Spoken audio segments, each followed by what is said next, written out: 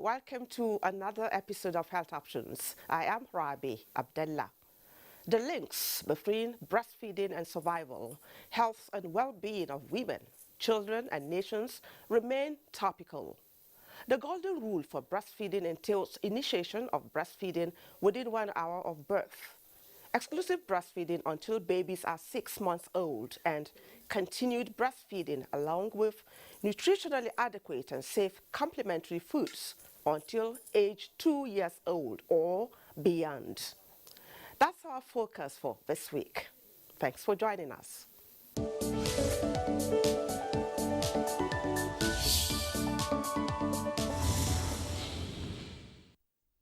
If you're just joining us, this is Health Options, the program that not only tracks government policies on health, but helps you with the right information you need to make informed choices about your health. Our attention is on breastfeeding, and to take us through the topic is the Director, Family Health Department, Federal Ministry of Health, Dr. Salma Ibrahim Anas.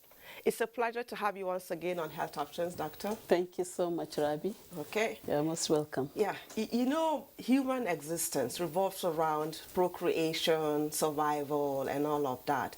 And we're particularly looking at child survival here and the place of good old breast milk.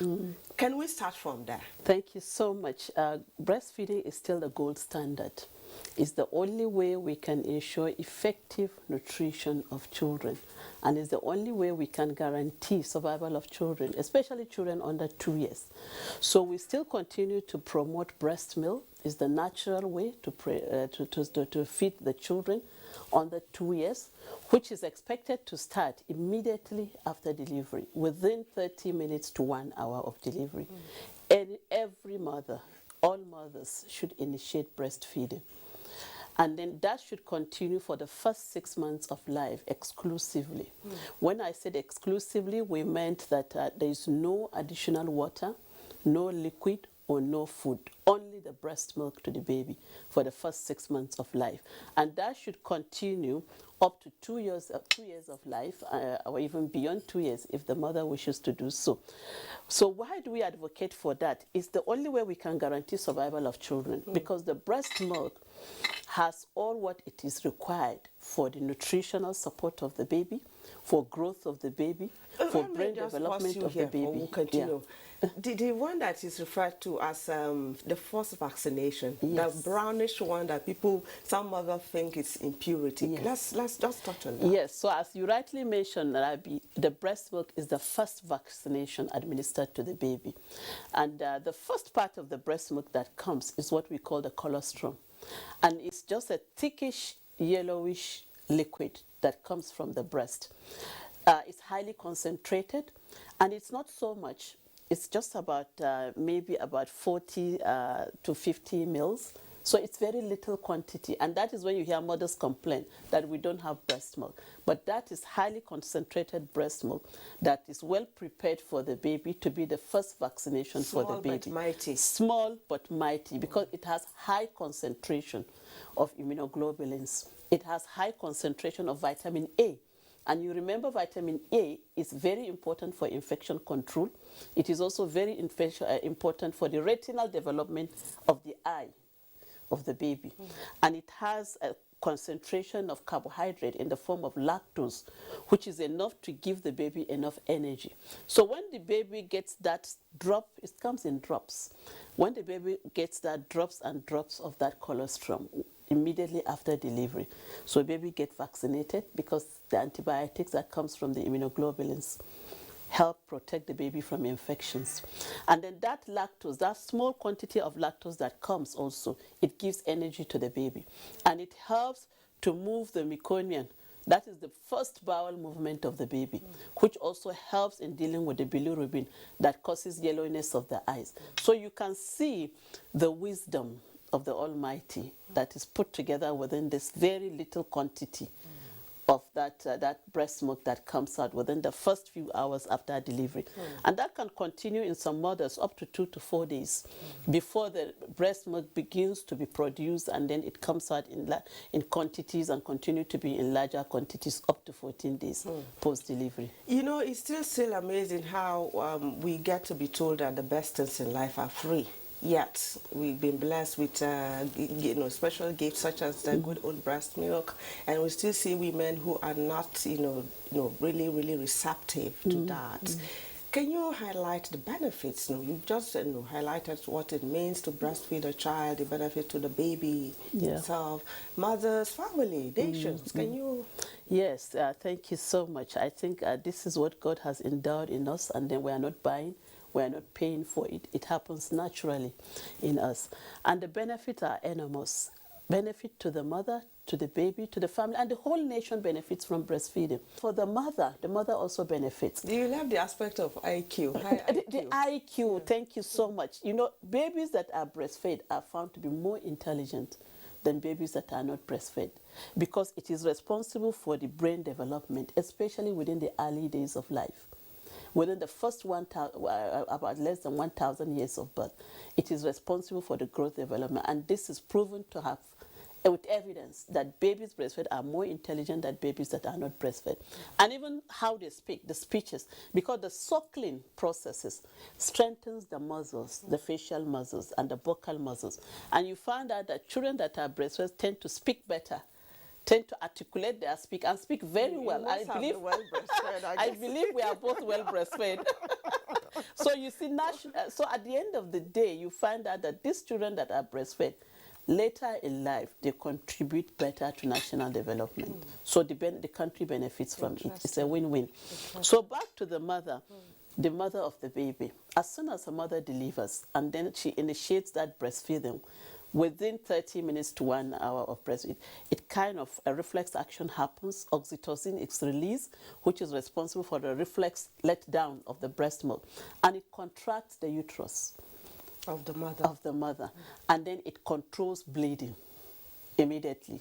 So the mother is able to control her bleeding. But other benefits to the mother, because of the benefits of the reflex actions that happens, the hormones that are used also to produce, so a lot happens. And then you find that mothers that are breastfed are found to be better in life, well protected from future cancers. The common cancers in women are the breast cancer and also the cervical cancer. So this research has shown that most women that breastfeed their babies, especially up to 2 years, they have less and less cases of incidences of cancers, especially breast cancer, and also less incidences of diabetes mellitus.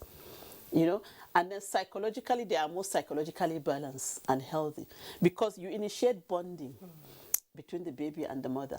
And anytime a mother is breastfeeding, she is in a very relaxed mood because of the hormones that she is releasing, especially the oxytocin. So she finds herself to be very happy because she's naturally doing what should happen naturally. And psychologically, she becomes more balanced. And she feels safer because she's not stressed. She doesn't have to go around the house boiling water, taking care of the feeding bottles, and then trying to see how she can prepare the feeds for the baby. So that keeps her very stable.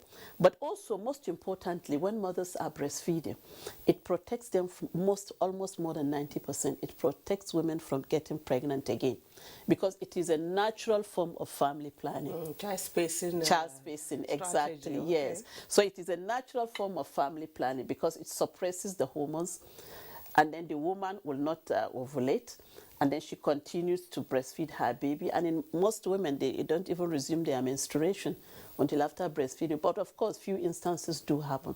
So you can imagine, Rabi, you have a natural child spacing period for almost 2 years without taking anything. Isn't that so beautiful? It's of course very beautiful, I must say.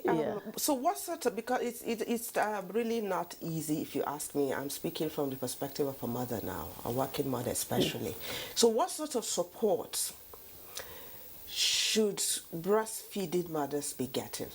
From the family, from the society, And even the nation in general. Yes, so this is why we tag this year's theme as shared responsibility, and we focus on the exclusive breastfeeding. It is a shared responsibility, and this comes from all different levels. So mothers should be helped within the home, especially doing activities, household chores.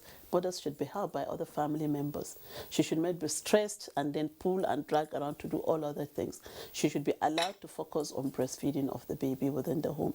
And then enabling environment should be created also for her. And then nutritionally, mothers should be well fed with adequate and right balance of food, and also a lot of fluids and liquids, so that it will enhance and also boost our own immunity to be comfortable to be able to breastfeed. So for working class mothers like myself and you, Rabi, which has been a challenge, where the shared responsibility comes able to in. surmount those. Yeah, Exactly. For young mothers Yeah, now. for young mothers, yes. That would be mothers. That would be mothers. Yes. They need to be supported. The workplaces must be baby friendly. So we said the baby-friendly initiative, not only within hospitals, but also in workplaces. So we want the workplaces, the policies within the workplaces should be conducive to create enabling environment for women to work at the same time to continue to breastfeed their babies, especially within the first 6 months of life.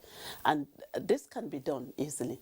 I'm happy to hear that NTA, they have a secluded places, a space where women can breastfeed. Yes. So this is not beyond what we can do. We should have a safe space for mothers that guarantees confidentiality and also privacy, where they can come with their babies and then step out at all times to feed their babies based on demand. And I think this is not at all other. Most organizations are already doing that, and we are continuing to advocate to most workplaces to have a baby-friendly environment so that breastfeeding can continue within workplaces. Within communities, we are also asking community members, women groups, men, religious leaders, to continue to promote breastfeeding within communities.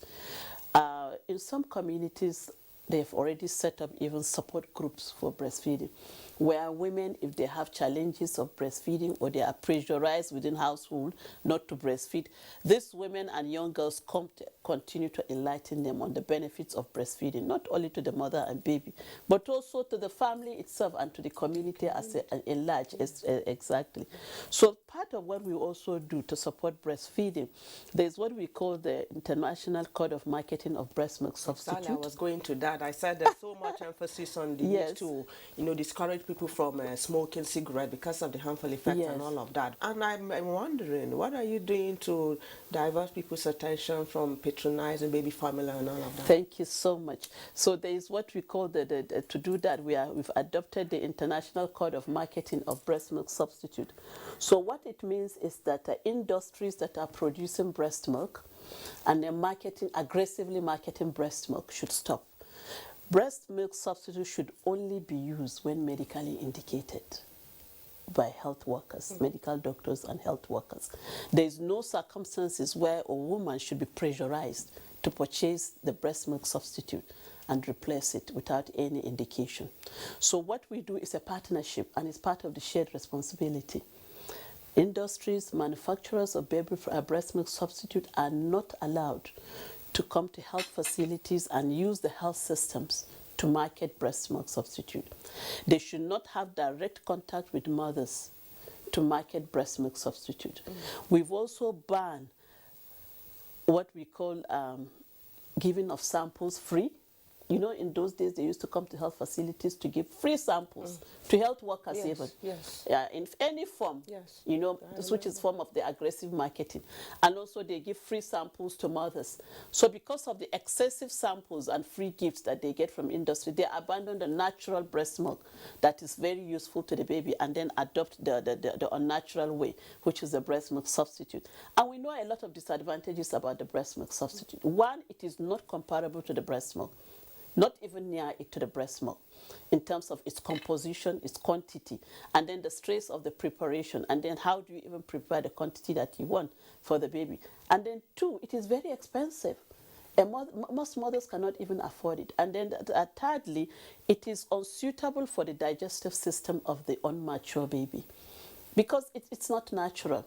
So you find that children end up with constipation, they end up with more diarrheal diseases, or they end up with respiratory tract infection, thereby increasing the morbidity and mortality of children under 2 years of age. I once had an elderly man, an Indian guest, a professor of naturopathy, who put a question to me, and it was quite touching. You know what he asked me? He said, apart from human beings, that which other creatures of the Almighty feed their young ones with the milk of other animals? Exactly. That's a very good one. I said, man is the only one I know. It's only man, and man, God has given him the IQ so that he can use it, correctly and appropriately. But why do we then shift and start using other substitutes for our babies? So how would you say we're faring now? Because, a lot of enlightenment had gone into this, advocacy and all of that. Are we doing well? Yes, if I can take us back the memory lane, when we started the baby-friendly initiative within hospitals around 1990, 91, 92, breastfeeding, the exclusive breastfeeding rate, the prevalence was only 2%. And most Nigerians will say, but our women breastfeed. There is nothing new. It's true. Most Nigerian women, African women, naturally breastfeed their babies. But what we are saying is that they are not properly breastfeeding. It is improper breastfeeding. And what we meant by that, the critical period, which is the first 6 months, especially the first 1 hour after birth, we don't initiate the breastfeeding. And then we don't give the colostrum. We discard the colostrum, which is the first vaccine. And this is where we say it's improper. So only 2% of Nigeria, as of that time, in the last 20-something years ago, do proper breastfeeding, less than 2%. But we've made a lot of progress from that time in the early 90s to today, as of 2018, from the National Demographic Health Survey, which we do regularly to monitor progress of where we are. We noticed that we have progressed to 29%.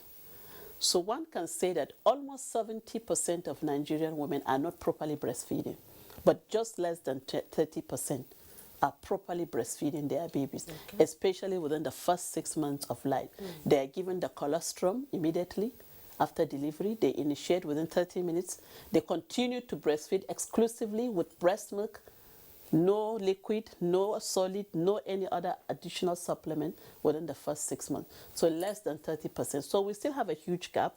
But in terms of progress, I think we can say that we have made a lot of progress in terms of that. And that will also have impact on our efforts towards reducing childhood deaths. Okay. There are some misunderstanding on the part of young women, especially. You see, women want to display cleavages, and they feel breastfeeding over time makes their breast to sag and all of that. And what would you be saying to such women? Well, I think there are lots of misconceptions. It's a misconception, number one. It's a big misconception. It's not true. There is no difference in terms of aging. It's an aging process. Natural aging process in women. Whether and men also. Yes, whether you breastfeed or you don't breastfeed, there's no scientific evidence that have shown that women that breastfeed have their breasts sagging early compared to women that do not breastfeed. It's a natural aging process that happens. So it's a big misconception, and we use this opportunity of this in August, which is the World Breastfeeding Week, to continue to enlighten our young girls, especially the young girls that are going into it, and also women. The best way to feed is to breastfeed your baby. It protects you from cancers, as I said earlier. So if you look at the benefits, it outweighs what you consider as for cosmetic reasons, and which is also not true. So the gold standard is to do it. It has benefits all round from the beginning till the end, and globally, even on the environment. Last year we did talk about the impact on environment. It saves cost. It reduces burdens on health facilities, because you will have reduced number of children coming to facilities because they are sick. So saving cost to the family, saving cost to the health facility, reduces pollution to the environment, because you don't have to use any form of gas or whatever to energy to produce, to prepare the foods that you are giving to the baby. So we continue to advocate of that, and that is the right way to go. Okay, at the initial stage of HIV and AIDS, we had this issue of whether women infected should breastfeed or not. And that had been able to, that was dealt with, and we now know what the rules are. We are in a pandemic, talking about COVID-19 now. What does the rule say? So still on breastfeeding, irrespective of mother status, even if a mother is COVID-19 positive, it's not an indication not to breastfeed. The benefits of the breast milk to the baby outweighs the risk of contracting COVID-19 to the baby. So or the impact of COVID-19 on the baby. So mothers should continue to breastfeed their babies with or without COVID-19. And if a confirmed mother with COVID-19, what we do is to continue to help her and support her to protect herself and observe the protective measures to protect the baby. So we still advocate before feeding your baby, sanitizing the hand, washing your hands with soap under running water or use sanitizers. Use your face mask before you carry the baby, and then continue to breastfeed your baby, and then place the baby. So that should happen continuously, even if you are COVID positive. So it's COVID-19. No evidence have shown also, secondly, that the virus is transmitted through the breast milk so far. Okay. There is no evidence that have shown that. So we continue to advocate that mothers should continue to breastfeed. So there are a few instances, Rabi, as you said, where mothers cannot breastfeed. And this is medically proven, like HIV. HIV, it has been proved beyond reasonable doubt that it's transmitted through the breast milk. And in such circumstances also, you don't just take a decision and say mother should stop breastfeeding.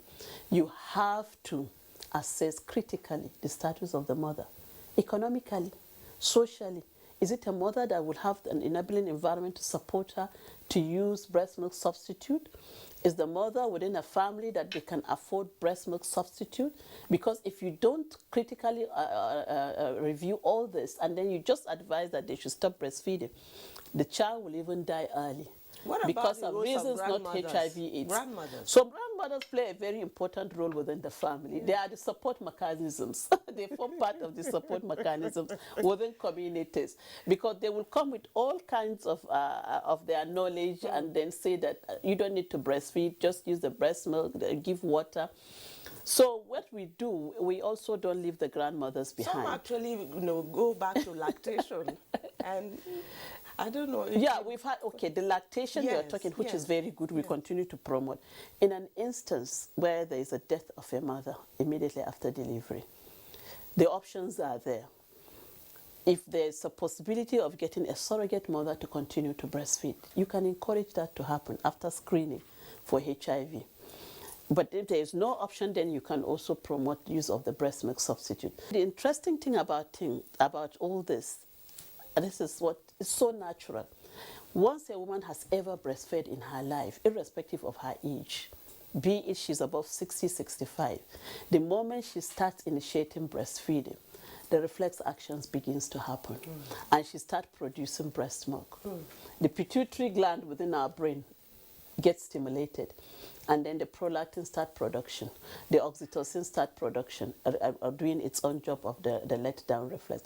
And you find our grandmothers can continue to breastfeed the baby exclusively, even within the first 6 months of life, and continue thereafter up to 2 years of age. So this is where we want to channel the energies of our grandmothers, and also to be a big support mechanisms for mothers. Okay. So where do you see us being in the next few years, in view of the enlightenment that has been going out, all the advocacy? Yes, I can see that there will be a light at the end of the tunnel. In terms of upping our game, yes, we need to move up. Because we are making progress, and I am expecting that we are going to make much more progress. Our target is to see that we achieve, even beyond, at least, not 29%, but 50% by 2025. It's nice having you on Health Options, educating mothers about the benefits of breastfeeding. Thank you so much for coming on the program. Thank you so much. It's a great opportunity. Thank you.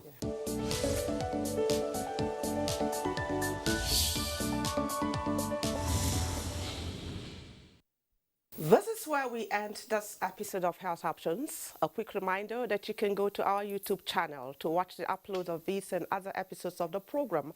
Email us for your comments and contributions at healthoptions@nta.gov.ng. I remain yours, Rabi Abdullah. Many thanks for watching. Hope to see you again.